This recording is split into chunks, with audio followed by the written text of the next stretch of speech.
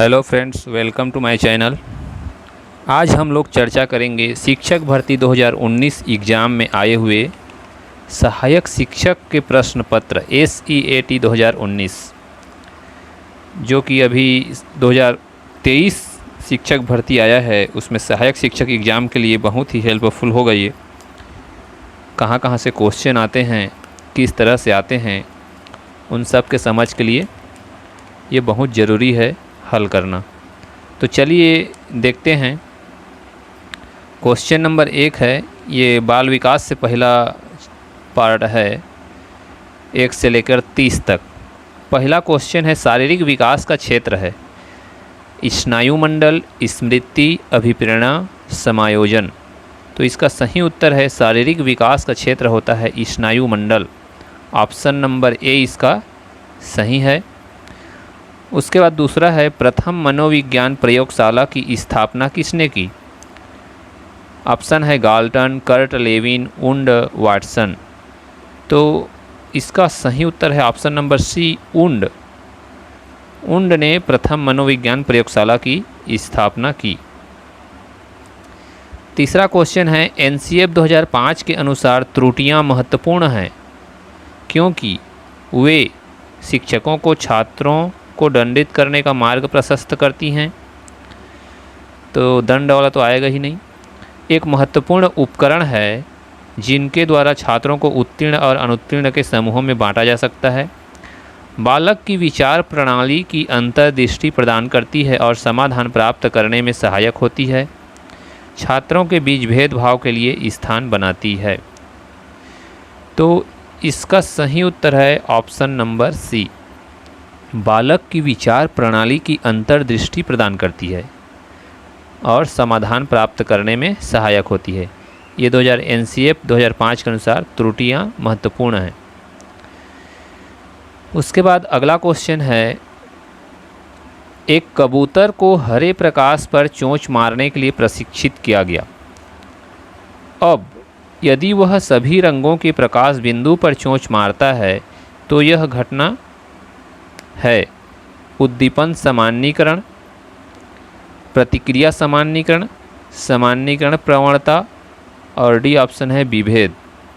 इसका सही उत्तर है स्टिमुलस जनरलाइजेशन, यानी ऑप्शन नंबर ए, उद्दीपन सामान्यीकरण। एक कबूतर को हरे प्रकाश पर चोंच मारने के लिए प्रशिक्षित किया गया है, लेकिन ये वह सभी रंगों पर चोंच मारता है, तो ये घटना क्या होगा? उद्दीपन सामान्यीकरण। मतलब एक रंग पर चोंच मारना है और दूसरे रंग भी हम अगर उसके सामने रख देते हैं तो उस पर भी चोंच मारता है, ये उद्दीपन है। उसके बाद है पांचवा, भावनाओं की अभिव्यक्ति की जाती है भाषा द्वारा, हाव भाव द्वारा, चेहरे की भाव अभिव्यक्ति, इनमें से सभी। तो भावनाओं की अभिव्यक्ति हम भाषा द्वारा भी करते हैं, हाव भाव द्वारा भी करते हैं, चेहरे के भाव द्वारा भी करते हैं। तो इसमें सभी आ जाएगा, इसलिए इसका ऑप्शन हो जाएगा डी, इनमें से सभी हो जाएगा। अगला क्वेश्चन है, बधिर बालकों द्वारा सीखी जाने वाली मानक दृश्य सांकेतिक भाषा की अनेक विशेषताएं समानता रखती हैं। ऑप्शन है दृश्य मुखर भाषा, उद्दीपक मुखर भाषा, श्रवण मुखर भाषा, स्थानीय मुखर भाषा। तो इसका सही उत्तर है ऑप्शन नंबर ए, दृश्य मुखर भाषा। बधिर बालकों द्वारा सीखी जाने वाली मानक दृश्य सांकेतिक भाषा की अनेक विशेषता समानता रखती है, उसमें उत्तर है दृश्य मुखर भाषा। दूसरों से संपर्क बनाए रखने हेतु आवश्यक अभिप्रेरक कहलाता है। आवश्यक अभिप्रेरक क्या है जो दूसरों से संपर्क बनाए रखने हेतु आवश्यक है? निर्भरता, आत्ममुखरता, प्रभुत्व, समूह प्रियता। इसका सही उत्तर है ऑप्शन नंबर डी, समूह प्रियता, ग्रेगरियसनेस। अगला है, एक बच्चे की मानसिक आयु 12 और वास्तविक आयु 10 वर्ष है, तो उसकी बुद्धि लब्धि क्या होगी? तो आपको इसका सूत्र पता होगा, बच्चे का मानसिक आयु और वास्तविक आयु, उसकी बुद्धि लब्धि क्या होगी। तो यदि हम इसका सूत्र आपको यदि नहीं पता है बुद्धि लब्धि का, तो मैं बता दूं इसमें होता है मानसिक आयु बटे वास्तविक आयु इंटू 100। अब देखिए मानसिक आयु दिया है 12, है ना, तो ऊपर में आ जाएगा 12 और नीचे में आ जाएगा वास्तविक आयु 10 वर्ष और इंटू 100। अब ऊपर जब इसको कटाते हैं तो एक एक जीरो कट गया और 12 से 10 गुणा हो जाएगा तो आ जाएगा 120। 120 ऑप्शन कौन सा है? Option number C. तो इसका सही उत्तर हो जाएगा ऑप्शन नंबर सी। आपको ये सूत्र याद रखना है। बुद्धि लब्धि का सूत्र है मानसिक आयु बटे वास्तविक आयु गुणित 100। ये लगभग हर एग्ज़ाम में पूछा जाता है, टीईटी हो चाहे शिक्षक एग्ज़ाम हो।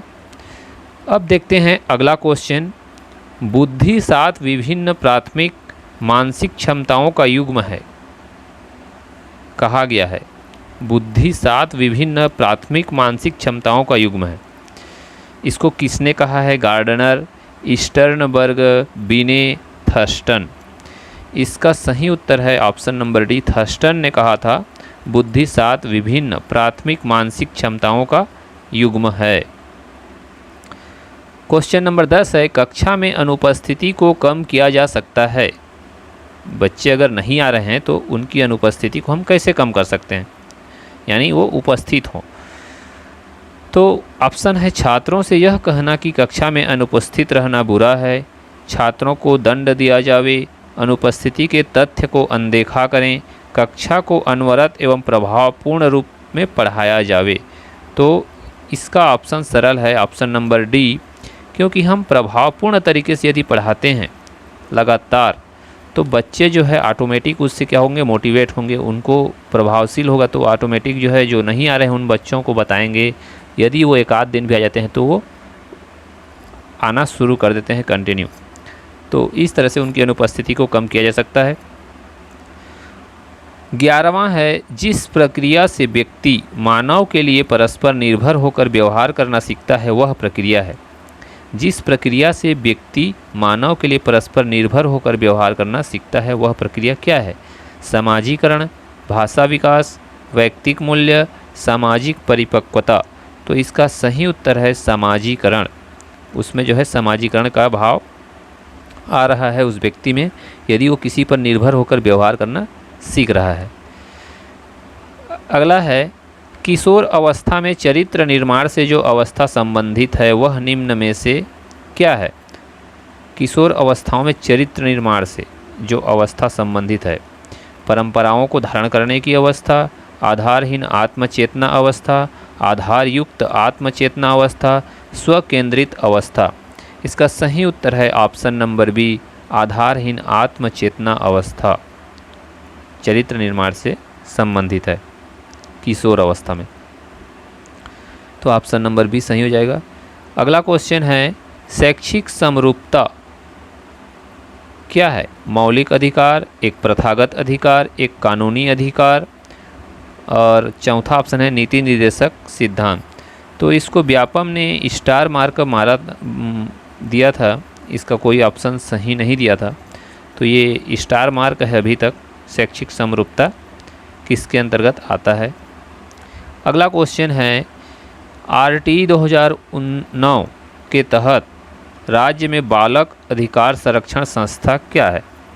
SIERT, SCPCR, SDMC, उपरोक्त में से कोई नहीं। जो RT 2009 है उसके तहत बालकों के अधिकार के संरक्षण का जो संस्था है उसको हम जानते हैं SCPCR। तो इसका सही उत्तर है ऑप्शन नंबर बी, SCPCR। इसका आप लोग फुल फॉर्म गूगल में देख लीजिएगा। अगला क्वेश्चन है व्यक्तित्व विकास की अवस्था है। व्यक्तित्व विकास की अवस्था कौन सी है? अधिगम एवं वृद्धि, व्यक्तिगत अध्ययन, उपचारात्मक अध्ययन, इनमें से कोई नहीं। इसका सही उत्तर है अधिगम एवं वृद्धि, लर्निंग एंड ग्रोथ। यही व्यक्तित्व विकास का अवस्था है। जब हम सीखते हैं तभी हमारा ग्रोथ होता है, व्यक्तित्व का विकास होता है। अगला है एक बालक को सुनने में परेशानी हो रही है। यदि वार्तालाप के दौरान वह वक्ता के पास आ जाता है, अधिकतया वह जोर से बोलता है, शिक्षक से वह सामान्यतया कृपया पुनः बताएं कहता है, उपरोक्त सभी, तो इसमें सभी आ जाएगा। यदि उसको सुनने में परेशानी हो रही है तो वार्तालाप के दौरान वक्ता के पास आ जाएगा, तो हमको पता चलना चाहिए कि वो सुन नहीं पा रहा है। और अधिकतया वह ज़ोर से बोलता है, यानी उसको थोड़ा से भी आवाज़ जाएगा तो उसको लगता है कि कम सुनाई देता है, तो वो ज़ोर से बोलता है ताकि सामने वाले भी ना सुन रहा हो, उसको ऐसा अनुभव होता है। शिक्षक से सामान्यतः कृपया पुनः बताएं, और बार बार बोल सकता है कि वो फिर से बताइए सर। तो इस तरह उसको जो है सुनने में परेशानी हो रही है, चारों ऑप्शन सही हो जाएगा। 17 है, शरीर के आकार में वृद्धि होती है इस कारण से। किस कारण से आकार में वृद्धि होती है? शारीरिक और गत्यात्मक विकास, संवेगात्मक विकास, संज्ञानात्मक विकास, नैतिक विकास। तो आकृति का जो वृद्धि है इसमें हमको पता चल रहा है फिजिकल एंड डायनेमिक डेवलपमेंट होगा, क्योंकि संवेगात्मक विकास हमारे संवेग से संबंधित है, संज्ञान अलग है, नैतिक विकास अलग है। हमारी आकार में वृद्धि शारीरिक और गत्यात्मक विकास से संबंधित है, इसलिए इसका उत्तर हो जाएगा ऑप्शन नंबर ए। आगे बढ़ते हैं। 18 है, परीक्षण जिसमें लिखित शब्दों को शामिल किया जाता है कहलाते हैं शाब्दिक परीक्षण, लिखित परीक्षण, मौखिक परीक्षण, भाषा परीक्षण। तो इसका भी स्टार मार्क लगा था इसके उत्तर में, व्यापम ने इसका उत्तर नहीं दिया था। अब हम लोग देखते हैं, व्यक्तिगत शिक्षार्थी एक दूसरे से खाली स्थान में भिन्न होते हैं। वृद्धि एवं विकास के सिद्धांतों में, विकास की दर में, विकास क्रम में, विकास की सामान्य क्षमता में। तो इसका सही उत्तर है ऑप्शन नंबर बी, विकास की दर। सभी शिक्षार्थियों के जो विकास की दर है अलग अलग होती है। कोई जो है कम उम्र में अधिक नॉलेज गेन कर लेता है, या जो बहुत लोग क्या करते हैं अधिक उम्र हो जाते हैं लेकिन बचपना रहता है, उनमें पढ़ने लिखने की क्षमता भी कम होती है, याददाश्त की क्षमता। इस तरह से उनके विकास की दर जो है भिन्न होते हैं। बालक का विकास इसका परिणाम है वंशानुक्रम, वातावरण, वंशानुक्रम वातावरण की अंतःक्रिया का, आर्थिक कारकों का। तो बालक का विकास जो है संबंधित है ऑप्शन नंबर सी, वंशानुक्रम और वातावरण दोनों पर निर्भर करता है, दोनों के interaction, inheritance and interactions of the environment. उनके जो माता पिता से जो कैरेक्टर है उनके डीएनए में जो आता है वो भी, और वातावरण भी, दोनों के अंतःक्रिया ही बालक के विकास का परिणाम होता है। किस मनोवैज्ञानिक के अनुसार विकास एक सतत और धीमी प्रक्रिया है? देखिए, विकास से संबंधित जो परिभाषा है उस पर वैज्ञानिकों के बारे में बताया गया है कि कौन विकास एक सतत और धीमी प्रक्रिया है कहा है। ऑप्शन है कार्लसनिक, पियाजे, स्किनर, हरलॉक। इसका सही उत्तर है ऑप्शन नंबर सी, स्किनर ने कहा था विकास एक सतत और धीमी प्रक्रिया है। अगला है, किसी विषय के शिक्षण के संदर्भ में एक इकाई का अर्थ है।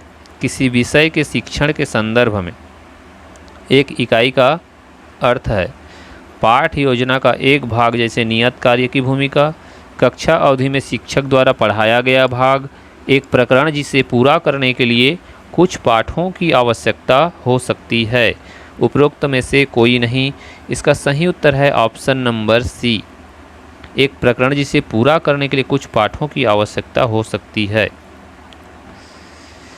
मतलब इकाई में बहुत सारे चैप्टर को एक साथ मिला दिया जाता है और एक इकाई मान लिया जाता है। इसी के बारे में पूछा गया है, इकाई का अर्थ क्या होता है जब हम टीचिंग करते हैं। तो इसमें बहुत सारे चैप्टर जिसमें खंड खंड में डिवाइड करके उसको अलग अलग पाठों में विभाजित कर दिया जाता है और उसको एक इकाई मान लिया जाता है। तो यही ऑप्शन आएगा, एक प्रकरण जिसे पूरा करने के लिए कुछ पाठों की आवश्यकता हो सकती है। बाल्य अवस्था होती है 5 वर्ष तक, 12 वर्ष तक, 21 वर्ष तक, कोई भी नहीं। तो इसका सही उत्तर है ऑप्शन नंबर बी, बाल्य अवस्था होती है 12 वर्ष तक। बच्चे जब 8वीं क्लास तक पढ़ता है, लगभग 12 वर्ष के बच्चे 8वीं क्लास पढ़ते हैं, तो ये बाल्य अवस्था के अंतर्गत आते हैं। उत्तर बाल्य अवस्था, यदि आपको पूछा जाए, अक्सर पूछा जाता है कि एक होता है पूर्व बाल्य अवस्था और एक होता है उत्तर बाल्य अवस्था। तो पूर्व बाल्य अवस्था में आता है 6 से 9 साल, है ना, और 9 से 12 आता है उत्तर बाल्य अवस्था। ये आपको याद रखना है। अगला क्वेश्चन है, किसी व्यक्ति को आधिकारिक रूप से मानसिक मंदित कहा जाएगा यदि उसकी बुद्धि लब्धि कम है। 90, 70, 100, 120। देखिए बुद्धि लब्धि से क्वेश्चन हमेशा बनता है।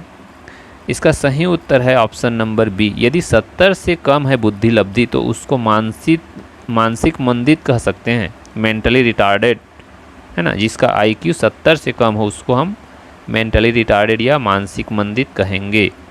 तनाव और क्रोध की अवस्था कौन सी है? सबको पता होगा, शैशवावस्था, बाल्यावस्था, किशोरावस्था, वृद्धावस्था। इसका सही उत्तर है ऑप्शन नंबर सी, किशोरावस्था को ही कहते हैं तनाव एवं क्रोध की अवस्था, है ना। तूफानों की अवस्था कहते हैं इसको, तो ये आपको याद रखना है।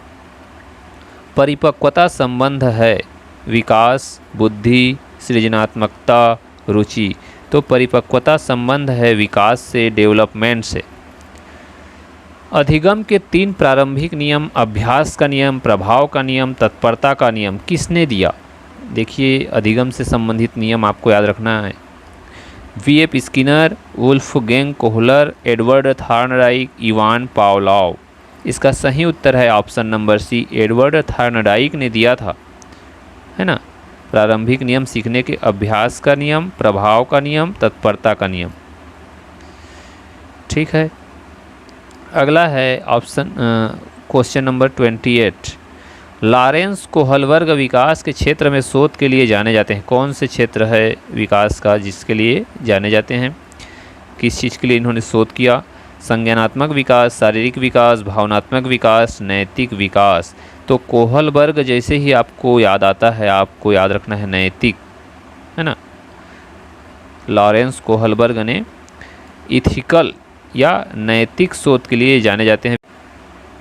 अगला है किशोरों का संवेग के नियंत्रण का सबसे अच्छा उपाय निम्नलिखित में से कौन सा है? किशोरावस्था में संवेग के नियंत्रण के लिए सबसे अच्छा उपाय क्या होगा? युक्तिकरण, प्रक्षेपण, शोधन, दमन। इसका सही उत्तर है ऑप्शन नंबर सी, रेफिनीमेंट या शोधन। शोध के द्वारा ही हम किशोरों के संवेग के नियंत्रण को हम नियंत्रित कर सकते हैं, उनके संवेगों को। और अगला क्वेश्चन है, लास्ट है बाल विकास से। एक बुद्धि परीक्षण जो आपके भविष्य में कार्य करने की प्रकृति की भविष्यवाणी करता है कहलाता है। एक बुद्धि परीक्षण जो आपके भविष्य में कार्य करने की प्रकृति की भविष्यवाणी करता है, मतलब बुद्धि परीक्षण करेंगे आपके भविष्य के कार्य की प्रकृति के बारे में, तो क्या कहलाता है? समायोजन परीक्षण, दुश्चिंता परीक्षण, अभियोग्यता परीक्षण, उपलब्धि परीक्षण। इसका सही उत्तर है अभियोग्यता परीक्षण या एप्टीट्यूड टेस्ट बोलते हैं, जो भविष्य में आप जो काम करेंगे। जैसे अभी ये कंपटीशन एग्ज़ाम होने वाला है ना, तो ये जो है आपके भविष्य का तय करेगा कि आप जो काम कर रहे हैं उसके भविष्यवाणी के बारे में आप कर सकते हैं, ये कर सकते हैं बोल के बता सकते हैं। तो इस तरह से ये बाल विकास वाला पार्ट ख़त्म हुआ। अगला और जो भी पार्ट है, हिंदी है, इंग्लिश है, इनका भी मैं आंसर की लेके आऊँगा। तो बने रहिए चैनल पर, कमेंट के माध्यम से ज़रूर बताइए कैसा लगा वीडियो। धन्यवाद।